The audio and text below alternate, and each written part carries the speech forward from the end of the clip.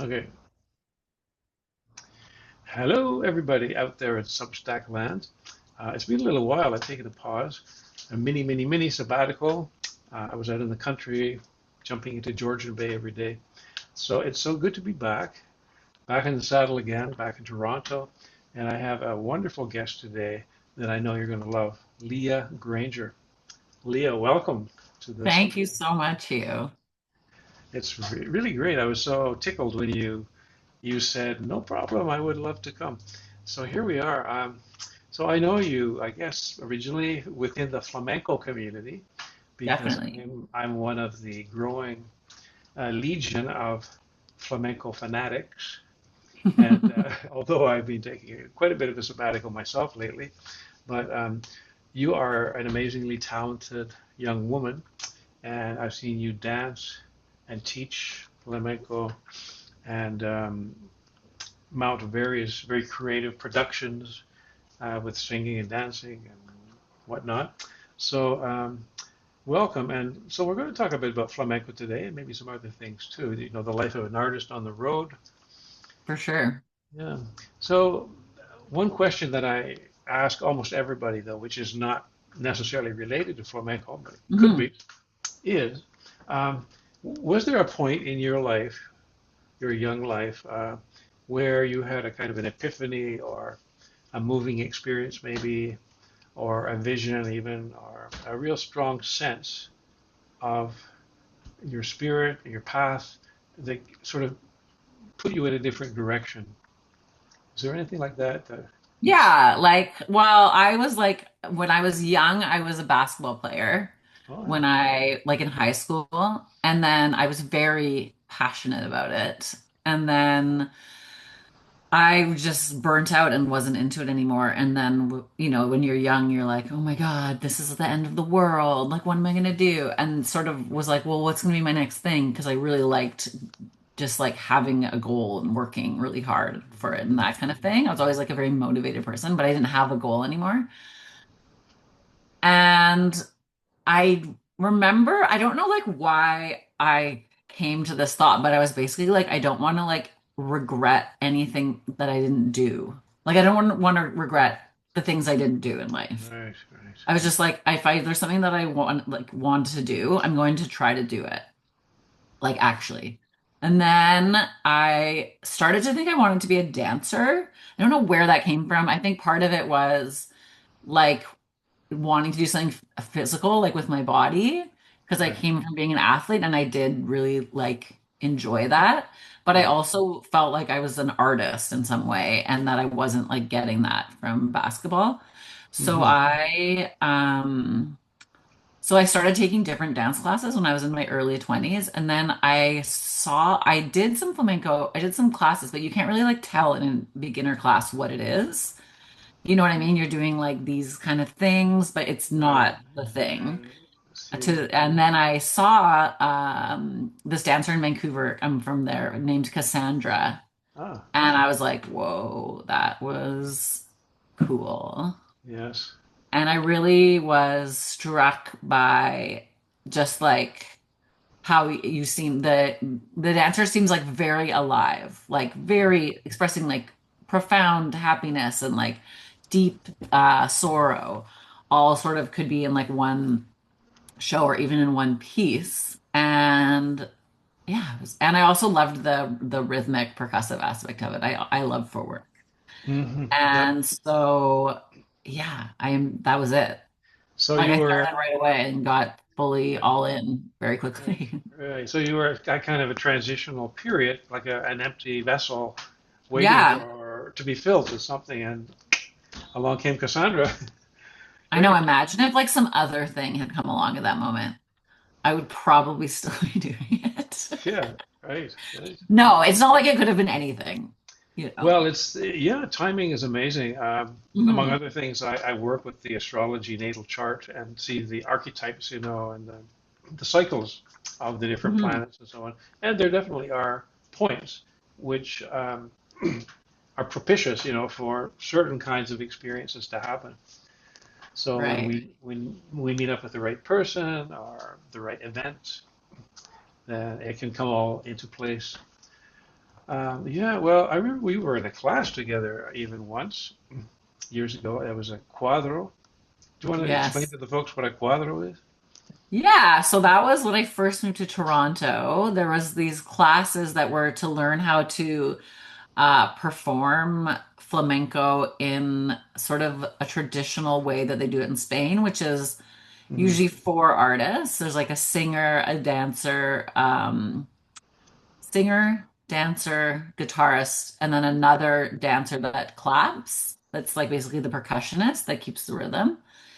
And the idea is that you learn how to communicate with each other, you learn the cues of one another so that you can perform together without a lot of rehearsal. You're like able to understand each other's signals and do these sort of I mean, we did rehearse.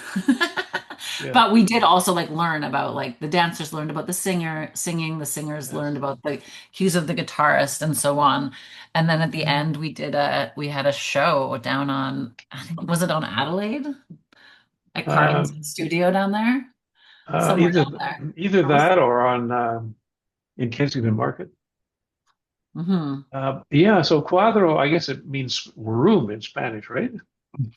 I Though it think it sounds means like square. Like right. I always was told that it Yeah, was because of like the four, that's right. Yeah, but yeah. I don't know if that's just something someone told me. Un cuadro. No, it's true. Yeah, a square, like a room, is usually square, and Yeah, but it also sounds like the number cuatro almost, which true. would mean a quartet, and Yeah, which it is. like a jazz quartet or something that can get very intimate and get to know one another. So that, and in flamenco, like in jazz, there's a fair bit of improvisation, right? Ideally, Yes. And like reading the other yeah, things like happening in the moment, which is yes, makes it more exciting, I think. I think right. sometimes when people see flamenco, like in a tablao or something, in that like that kind of flamenco, it's really like intense. And but then I think part of it is because of that improvisation. Because when there's improvising happening and the other people don't know what you're gonna do, they have to be like paying They have to attention be and like, right on the ball, exactly. yeah, And there's a exactly. You have kind to of be. a little bit of fear, anxiety Mhm. too, because I mean, what if I fall flat in my ass? Everybody laughs at me. Could happen. Yeah, and So you don't know what's about to happen. yeah, so that gives the atmosphere an Mhm. extra charge. So going along that spectrum of that sort of excitement and passion and being tuned in among the artists down the road to duende, which is another Mhm. Spanish term, but flamenco especially. Can you describe if you've experienced that and what it is, duende? Well, yeah, I think so. I mean, I think that's like when you're performing or doing like that your art form and you sort of like for me it's when you're like really in it. Like you're not like it's like you're not thinking about technique or like the steps or anything like that. You're actually like connecting with the singer and the musician and it's like you're sort of like being actual you're experiencing actualization like as an artist. Yes, It's very it's like something that I feel like is very like esoteric and hard to describe. it is hard to describe, It's like a but moment of like sublime exactly actualization. mystical and but Exactly. when Mystical. it's like the hairs on the back of your neck stand Yes, up and there's an electricity in the air and like just a totally. moment where everyone, the singer, the dancer, the audience, the The audience, bartender, yeah. everyone in the room is just one. And Hmm. of course, usually those experiences of unity can be very where there's lovey-dovey family dinner or sex or whatever. It can be very transcendental, Hmm. Totally. Yeah. That and going I think beyond the that's like ordinary. Yeah. that's why they're like, we don't talk about duende. Oh, we don't Like know. Yeah. flamenco people, they're like No. they're like it's this like unspoken, Yeah. Yeah. mysterious Right. thing. If you talk And too much I'm about it, maybe it'll never happen. I don't know. Yeah, it's like Voldemort. No, it's not like that. Well, it's like in the theater, they have certain superstitions, I guess you call them. Right, the Scottish play. And that's right. Break a leg. In Spanish, they say mierda, shit, Hmm. when you're about to go out on stage, Do you know right? why? No, I don't, to tell you the It's a truth. funny story. So, like, they say Fun. mucha mierda, like a lot of shit.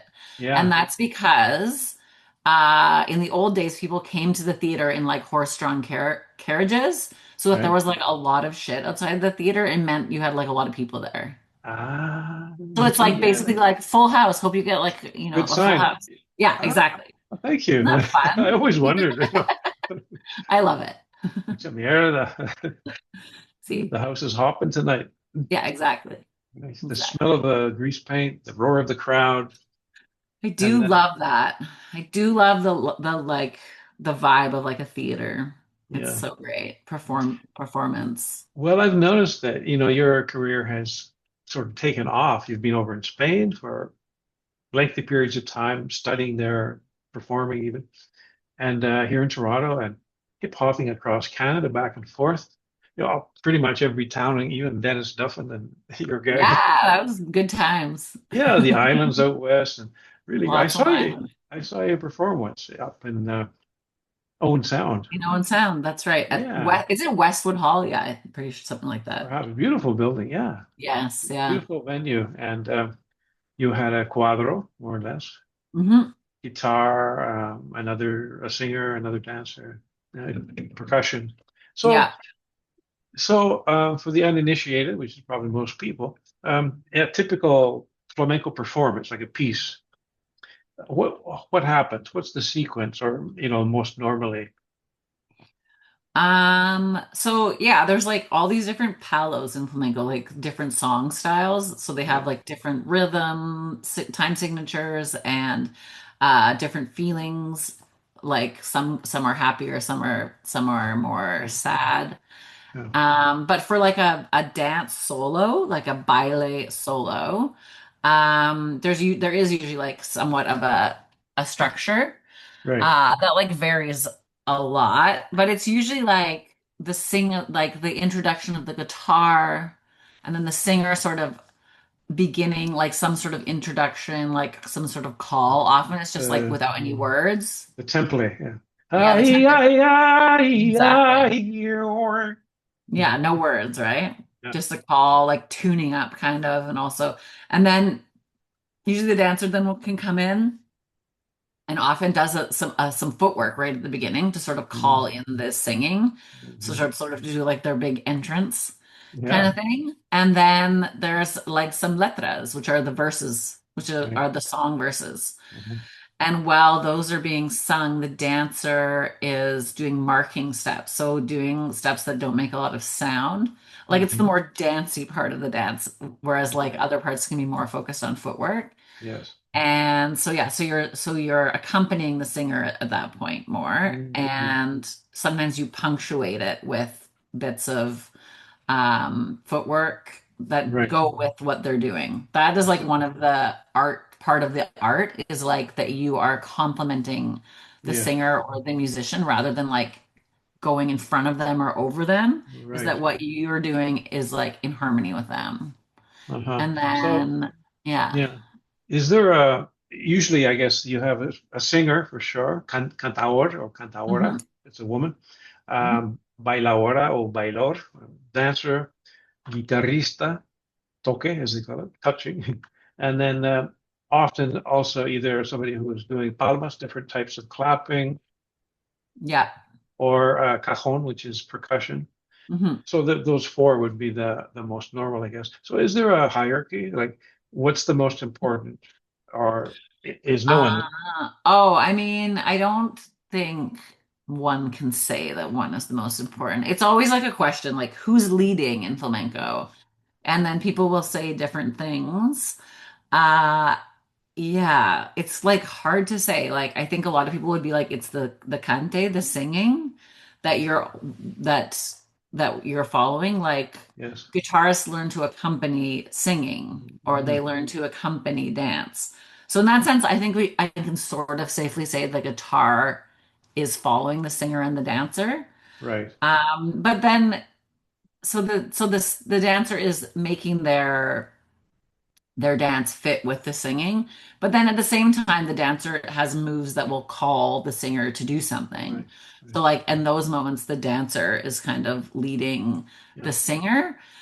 So there's like some give and take. And then I think the percussionist is like following along, hopefully, Okay. but then also setting Yeah. the rhythm. But then, Right. the dancer is able to, like, unlike there's other music doesn't really do this as much, where the tempo changes a lot.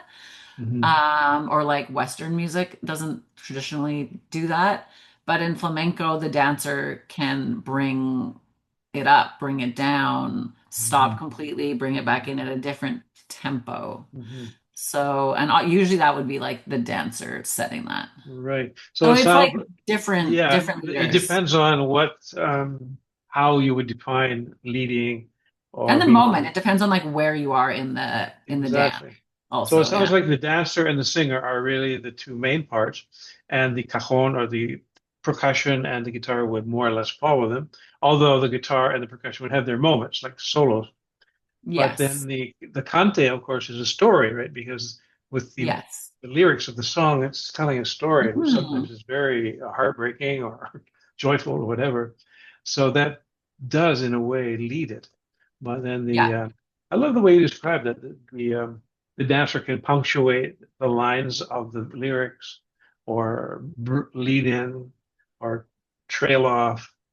Yeah, and try to like it's nice to end with the letra. Like there's different ways. Like there's like freedom to do things in different ways. Like you could Yeah. finish a bit after the singing is done. But I mean, it's always great when you're doing things that go like with the end of a phrase or with the end of the letra Yeah. in the same kind of way. Hmm. And they're kind of things that would be like basically difficult to recognize if you're unfamiliar with flamenco.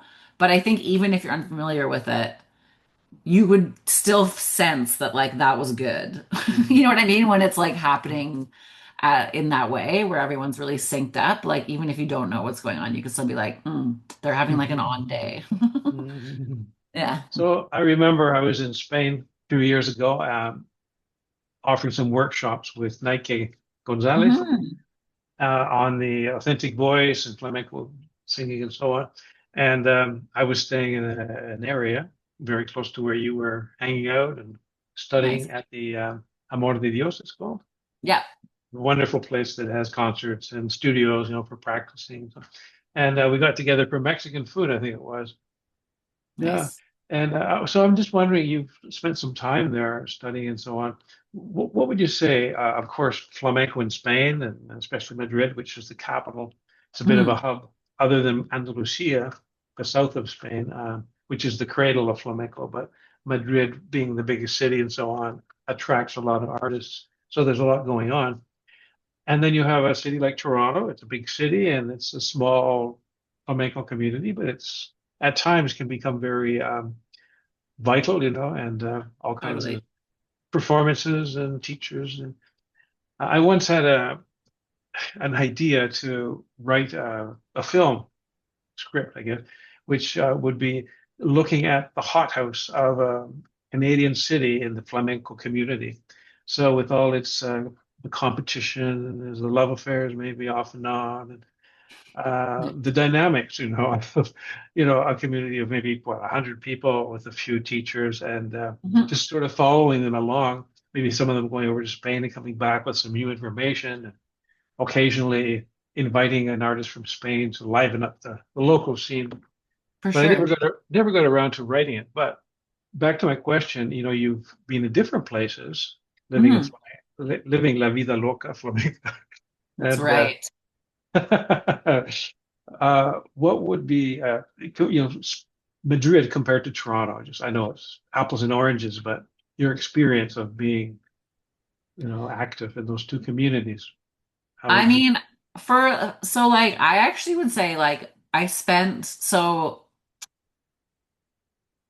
yeah. I mean, I first was in Seville. So that was like my like I spent 3 years in Seville and 2 years in Madrid. Oh, oh, wow. And Madrid, like Sevilla to me is just like a more flamenco city because it's so small Yes. and there's so many schools. There's like 10 I can think of, you know. And there's just like people walk like be, in Madrid, there's also like a lot, and it's all concentrated in Amor de Dios. There are like other places, but that's kind of like the center of it. But Uh-huh. because it's in this huge city, it just gets like lost in Sure. like Yeah. the There's bigness of the city, you know? There's like everything else is also happening there. Whereas I feel like in Seville, there's like nothing else going on. it's the That's main not industry, true, but right? like flamenco's like a Yeah. big piece of Oh like yeah. life there. And so, like, and it's like there's more accessible performances in Seville. In Madrid, I felt like there was like these tablaos that were like Yeah. amazing with the best artists, but they were really expensive and like really, really high level.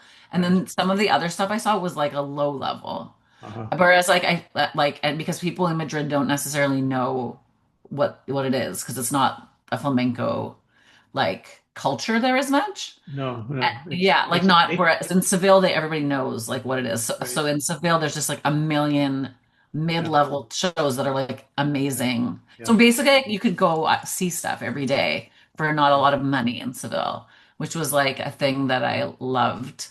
And then Madrid, I don't know, like I guess like I came back to Canada because I miss like my own community. I miss like Canadian people essentially. Like I loved Spain, but I was never like, oh yeah, these are my people. Like I really Right. fit in here. Yeah. Even though I tried. And so, or even finding like a big expat community or whatever, like I don't know. I just was like, no, I want to be in my own country. I Yeah. like it there. So even though like like I love flamenco, so like I would love to be around more as I was there, it was worth it to come back here. Because the other thing is you can the community like the of flamenco artists here, they're just like it's really great people and it's just really nice and you know also the level is so incredibly high in Spain that it's hard to accomplish anything as a performer whereas here you know you're able to like work with people that are from here and you can bring people in. I do Right. that and we started me myself a dancer Tamara Lana and Oh, Allison McDonald and now also Pam Breeze Greece. Yeah. started with Tamara's husband Ali Wasti. We started a flamenco festival in Toronto called F for Flamenco. So this will be our third year, and it was like really big last year. Like we had like 5 nights, and we brought a lot of people from Spain. It Mm. was super crazy, but it was like and it was cool because there's a really big appetite for it in Toronto. Like people come out It's to the growing. show. Yeah, I noticed in some of the at Kerner Hall, for example, the different Mm, venues, larger venues, when some of yeah. the top people from Yes. Spain come, that I see some of my flamenco buddies in the audience, of course, but most of the people are regular people. Maybe they're from Yeah. Spain or Latin America, but they're not Not flamenco even though, artists. it's just people that are like, I've heard this is good. Yeah, there's Mhm. a growing interest. Yeah. Well, that's very interesting. So, are you working on anything currently? I know you've had different incarnations of your artistic vision, different groupings Yeah. and so on. Are you Well, taking a right break? now, right now I'm really focused on a show that I'm making that's an homage to my first. So when I started in Vancouver, I saw Cassandra Lee Right. or Cassandra Lachina, that's her artistic name. Okay. And she was running a school with a man named Oscar Nieto, and he is a flamenco dancer Yeah. and singer from, he's originally from Texas, San Antonio, Texas, but he grew up in Los Angeles. Right. And then he ended up, made his way to Vancouver in the 80s and then started the school in the 90s with Cassandra.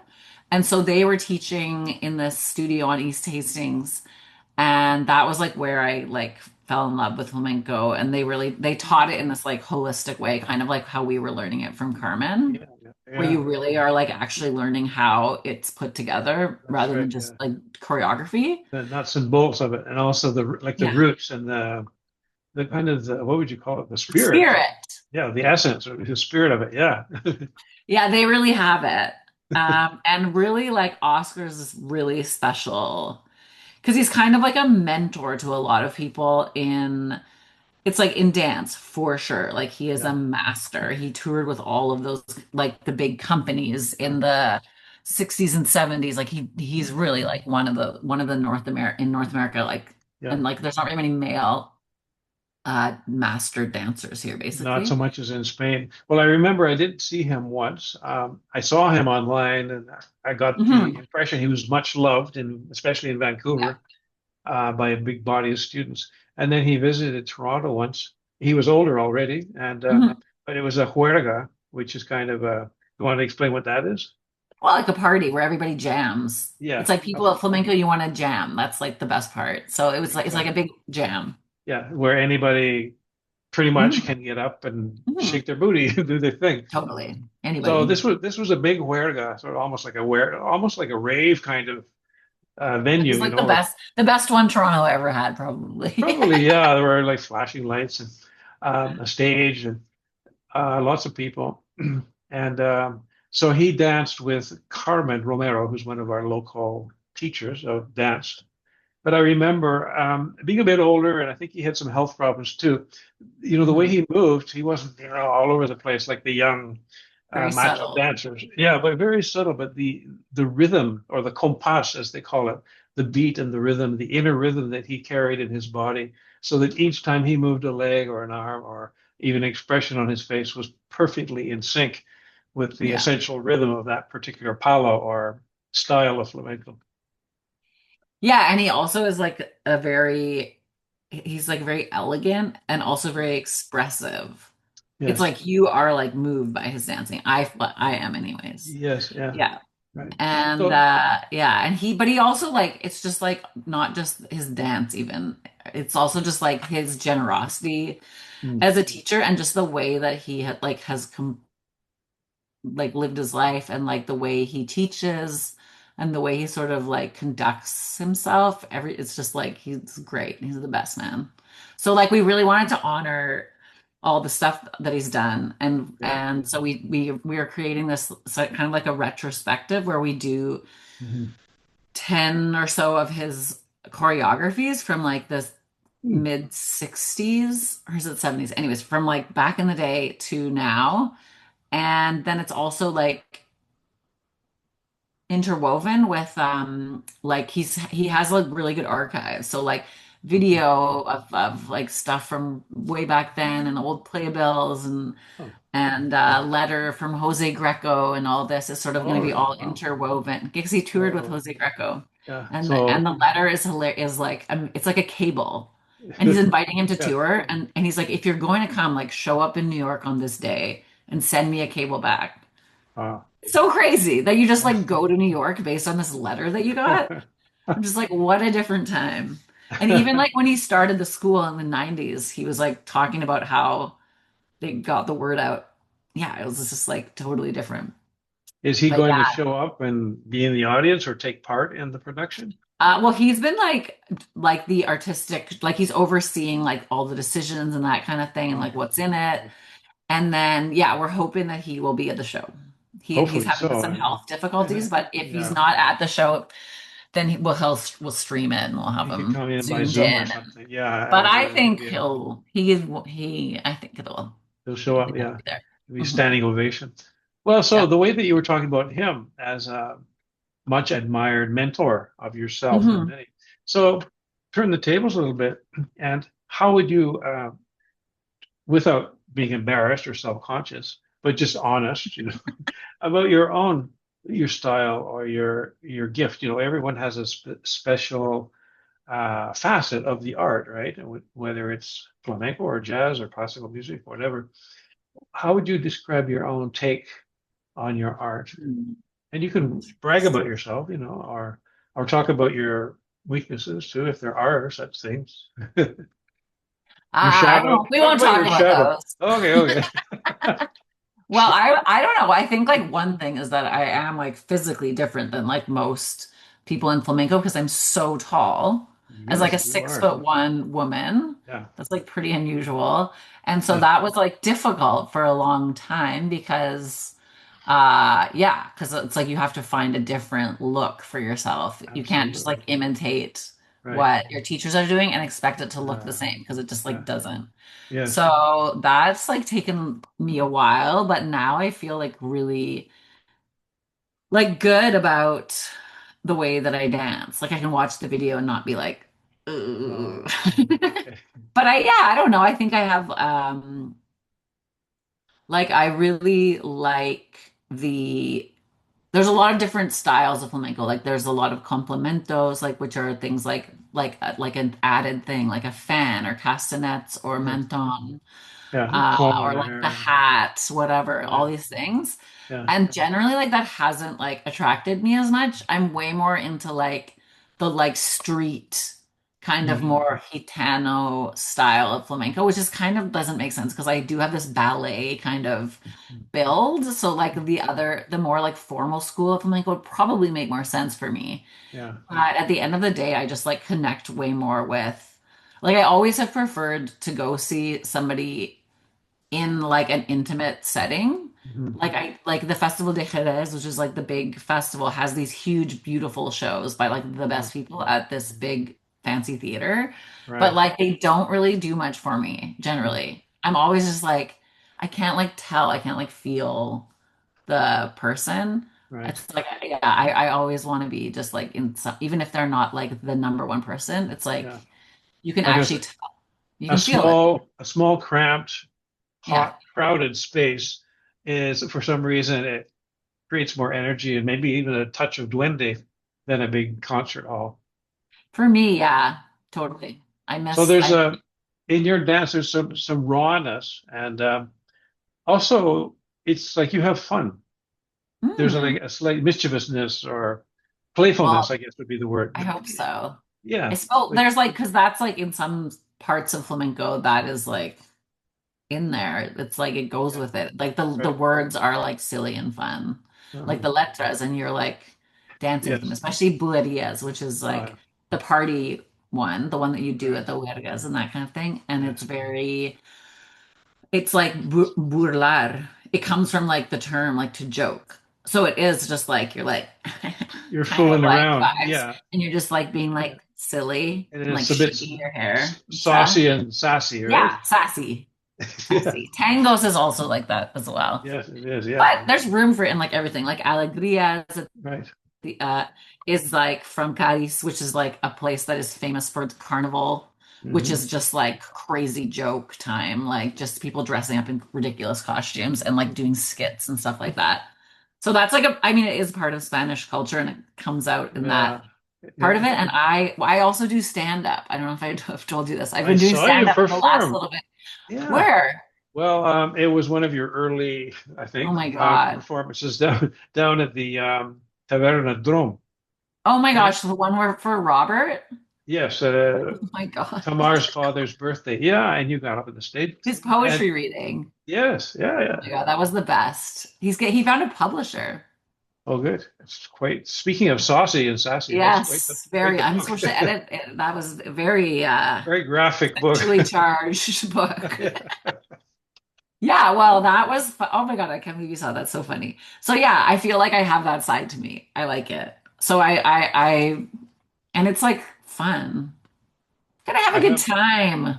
Well, this is it. If it's not fun, if it gets too serious, I mean, there's Well, it's enough. so serious though. Like flamenco, what could be more serious? Yeah, at Well, times. at times, well, people get very serious about their art, and also there's that. Well, you could say striving for excellence, but there's a certain, perhaps like all the arts, it's ego and competitiveness. Yeah. People Hmm. preening and wanting to be the star of the show, and Yep. who's better and who's going to get the next gig and Ugh. who Wouldn't has it be more so influence. nice if we like could not do that? Yeah, But yeah, it's just impossible. right. I know it's the way human beings are a I lot of the time. know. But one thing I liked in Spain is I went to several tablaos, which are like clubs where they have flamenco Yeah. performances. It's like a bar a bit, Hmm. but there's a stage and everything. But in the cuadros, the little groups of the Spanish, in Andalusia, and some of them are gypsies too, or gitanos, we say, or Roma people, sort of Hmm. like the custodians for a long time of the flamenco art. But sometimes you'll have an old woman, 70 years old, fat, but she's right out there with the best of them. And like Oscar, she's got the compas after decades and decades of maybe dancing since she was 6 years old at Totally. weddings and celebrations. And she's got the compas or the rhythms flowing through her blood. And all she has to do is bat an eye. It just Well, sets the also I whole. think like they have those people have like something else like extra. that you exactly. can't do when you're like a young, pretty girl, you know? It Yeah. just doesn't read the same. If Yeah. like, yeah, it's like when you're just like, whatever, man. And then they're just like, I don't know, it's the best. Like, and it's also exactly it where like you're doing the thing in exactly the right place. That it's just like perfect. You're just doing this perfect Mhm. little like, you know?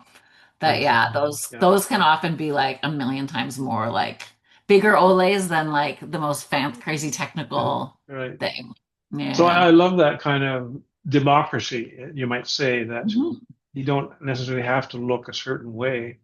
Hmm. Yeah, You can be male, you can be female, you can be young or old, thin, overweight, tall, short, and you make it there's your room. own. There's Yeah, you room make for it. people. So just before we say goodbye, I'd love to go on and on, but try to keep it a little short for the viewers. Uh, one coffee's worth of interview, Yeah, perhaps. You can always come back another time and we can there you go, totally. carry on. Nice. But you're a multi-talented person, and I remember when I first met you, you were writing.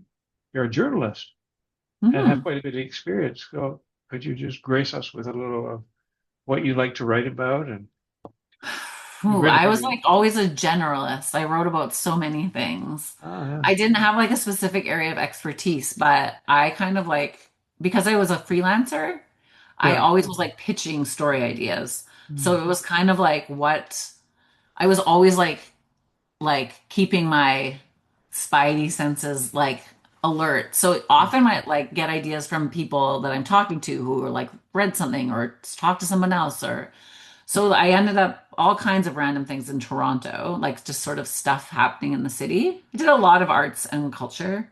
yeah, And then when I was living in Spain, I wrote a lot for Reader's Digest International. mm, So I did a lot of like travel, sort of just like stuff about different places and a lot of stuff in Spain about like tradition, different, because Spain yeah. is I was so reading your diverse. article about the sheep herders in Oh, Andalusia. nice. Yeah, Nice, beautiful, amazing. beautiful That was photographs. really cool.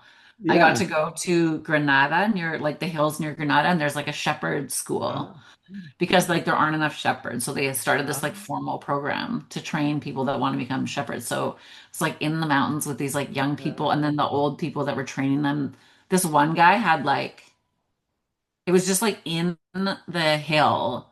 The hill was like marble underground, pink marble. And so he there was like a cut cave in the hill where he made cheese, yeah, and it was like a pink marble room, mm, like in wow, the field in Granada, yeah, like on the mountain. It was yeah, wild. And then this guy like making cheese just like in this cave. So that beautiful. was amazing. There's a lot of like stories like that that were where I was really cool because I got to go like actually get that real window into like Mhm.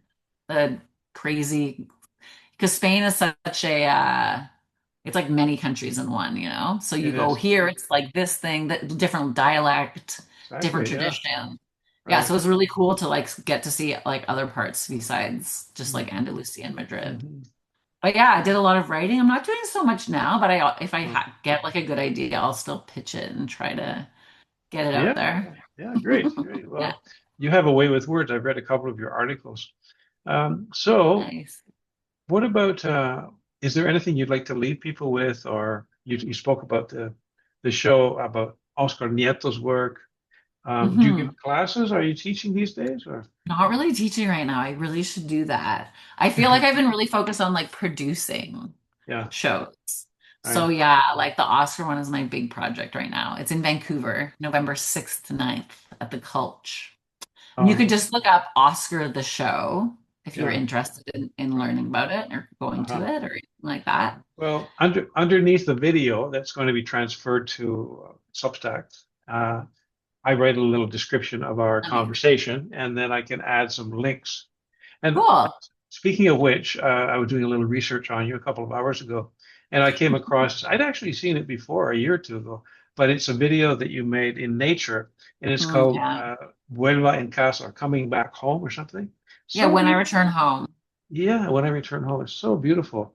I It's love in that was a great too. river somewhere with hills and rock, and you're actually dancing on a flat rock. And it's really cool. So Please I'm going to share put, that because that one, yeah, yeah, and the music was made from like the sounds of the nature. Yes, exactly. So that it was like trying to make Well, it, bring it all I'll put the together. link in for that, yeah, so people can open that Amazing. up. And would you like your website to be on there too? Of course. Yeah, yeah. So Please. if people want to contact you for whatever, Absolutely. yeah. For Well, anything. I'm getting just a little bit of an itch. I've had a long sabbatical from singing and dancing. I did a bit of dancing flamenco as well. Yeah. And even though my body's older and stiffer and all kinds Doesn't of, matter. You can do yeah, this. Doesn't take much. but there's an itch, yeah, of getting back into it. So, Amazing. if you were to offer a little, what do they call I it, should technical do, class? Just yeah, for like a little, technique, yeah. Just to practice some footwork, which that's sort of my favorite part of flamenco too. yeah, me too. I'd join up for a few weeks anyway. Amazing. Well, I've been meaning to like get that together, get that going again. You really should.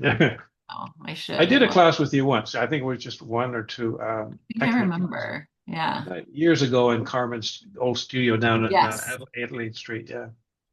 Okay, so any little pearl of wisdom that you'd like to leave with people about anything at all? Doesn't have to be flamenco or writing or just Yeah, like for me, I think just like in all of different art forms, I always like to think about the story. I feel like mm, that's what humans connect to in art a lot yes, of the time, some sort yeah. of narrative and story.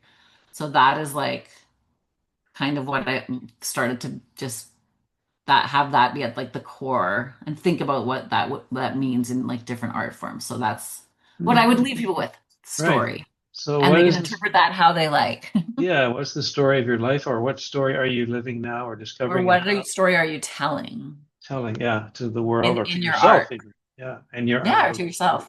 so whether Totally. it's painting or writing or Anything. washing the dishes, even can be an art. Yeah. Totally. Well, un abrazo fuerte, as we say in Spanish, a strong Muchas hug, gracias. and Igualmente. it's really great connecting with you, Leah. And I look forward to seeing you again before too long. Me too. It's been really nice talking to you. Yeah. Hasta la vista.